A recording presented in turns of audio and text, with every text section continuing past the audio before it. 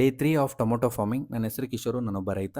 ಈ ಒಂದು ವಿಡಿಯೋದಲ್ಲಿ ಡೇ 3 ನಾವು ನಮ್ಮ ಟೊಮೊಟೊ ಬೆಳೆಗೆ ಡ್ರಂಚಿಂಗ್ ಮಾಡಿದಂತಹ ವಿಧಾನ ಮತ್ತು ಯಾವೆಲ್ಲ ಪ್ರಾಡಕ್ಟನ್ನು ಯೂಸ್ ಮಾಡಿದ್ದೀವಿ ಅಂತ ನಿಮಗೆ ತಿಳಿಸ್ತೀನಿ.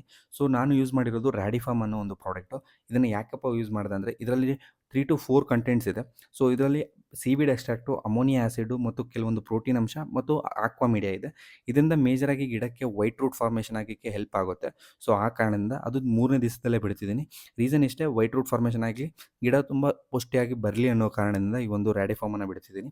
ಸೊ ಇದರಿಂದ ಇನ್ನೂ ಮೇಜರಾಗಿ ಕಂಪ್ನಿ ಏನು ಕ್ಲೈಮ್ ಮಾಡುತ್ತೆ ಅಂದರೆ ಸ್ಟ್ರೆಸ್ ರಿಲೀಫ್ ಆಗುತ್ತೆ. ಪ್ಲಾಂಟೇಷನ್ ಸ್ಟ್ರೆಸ್ ಏನಿರುತ್ತೆ, ಗಿಡಕ್ಕೆ ನಾವು ಕ್ರೇಟಿಂದ ತೆಗೆದು ಭೂಮಿಗೆ ಹಾಕಿರ್ತೀವಲ್ಲ, ಸೊ ಆ ಒಂದು ನೆಟ್ಟ ಒಂದು ಸಮಯದಲ್ಲಿ ಗಿಡ ಸ್ಟ್ರೆಸ್ಸಲ್ಲಿರುತ್ತೆ. ಆ ಸ್ಟ್ರೆಸ್ ರಿಲೀಫ್ ಆಗುತ್ತೆ ಅಂತ ಹೇಳ್ಬಿಟ್ಟು ಕಂಪ್ನಿಯವರು ಕ್ಲೈಮ್ ಮಾಡ್ತಾರೆ. ಸೊ ಇದರ ಒಂದು ಬಳಕೆ ಬಂದ್ಬಿಟ್ಟು ಯಾವ ರೀತಿ ಮಾಡಬೇಕಂದ್ರೆ 500 ml ಆಫ್ ಬಾಟಲ್ ಸಿಗುತ್ತೆ. ಸೊ ಅದನ್ನು 200 ಲೀಟ್ರಿಗೆ ಬೆರೆಸ್ಕೊಂಡು ಈಚ್ ಪ್ಲ್ಯಾಂಟ್ಗೆ 30ರಿಂದ 40 ml ಏನು ಸೊಲ್ಯೂಷನ್ 200 ಲೀಟ್ರಿಗೆ ಮಿಕ್ಸ್ ಮಾಡಿರ್ತೀವಿ 500 ml ಆಫ್ ಲಿಕ್ವಿಡನ್ನು. ಸೊ ಆ ಒಂದು ಸೊಲ್ಯೂಷನ್ನ ನಾವು 30 to 40 ml ಅಷ್ಟು ಒಂದು ಪ್ಲ್ಯಾಂಟ್ಗೆ ಡ್ರಂಚ್ ಮಾಡಬೇಕಾಗತ್ತೆ. ಸೊ ಇದನ್ನು ನಾನು ಮಾಡ್ತಿದ್ದೀನಿ ಈಗ. ರಿಸಲ್ಟ್ ಯಾವ ರೀತಿ ಇದೆ ಅಂತ ನೆಕ್ಸ್ಟ್ ವಿಡಿಯೋದಲ್ಲಿ ಅಪ್ಡೇಟ್ ಮಾಡ್ತೀನಿ. ಅಂದರೆ ಒಂದು 1 ವೀಕ್ ಆಗುತ್ತೆ ಆ್ಯಕ್ಚುಲಿ ರಿಸಲ್ಟ್ ಕಾಣಬೇಕಂದ್ರೆ ನಮಗೆ ಎಕ್ಸಾಕ್ಟ್ಲಿ.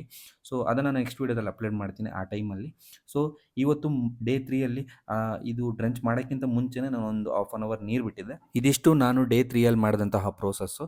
ಸೊ ಇದ್ರ ಮೇಲೆ ಏನೆಲ್ಲ ಪ್ರೋಸೆಸ್ ನಾನು ಮಾಡ್ತೀನಿ ನೆಕ್ಸ್ಟ್ ಡೇ 4ಅಲ್ಲಿ ಕಂಪ್ಲೀಟ್ ಡೀಟೇಲ್ಸನ್ನು ನೆಕ್ಸ್ಟ್ ಬರೋ ವೀಡಿಯೋಸಲ್ಲಿ ಅಪ್ಲೋಡ್ ಮಾಡ್ತಾ ಇರ್ತೀನಿ. ಸೊ ನಿಮಗೇನಾದರೂ ಈ ವಿಡಿಯೋ ಏನಾದರೂ ಇಷ್ಟ ಆಗಿದರೆ ಲೈಕ್ ಮಾಡಿ, ಮತ್ತು ಇನ್ಫಾರ್ಮೇಷನ್ ಏನಾದರೂ ನಿಮಗೆ ವರ್ತ್ ಅನಿಸಿದ್ರೆ ಫಾಲೋ ಮಾಡ್ಕೊಳ್ಳಿ. ಫರ್ದರ್ ಇದೇ ರೀತಿ ಟೊಮೊಟೊ ರಿಲೇಟೆಡ್ ಇನ್ಫಾರ್ಮೇಷನ್ಸ್ ಬರ್ತಾ ಇರುತ್ತೆ. ಟೊಮೊಟೊ ರಿಲೇಟೆಡ್ ಏನೆಲ್ಲ ಇನ್ಫಾರ್ಮೇಷನ್ ಬೇಕು ಸೊ ನೀವು ಕಮೆಂಟ್ ಬಾಕ್ಸಲ್ಲಿ ಕೇಳ್ತಿರ್ಬೋದು, ಅದ್ರ ಬಗ್ಗೆ ನಾನು ತಿಳಿಸ್ತಾ ಇರ್ತೀನಿ.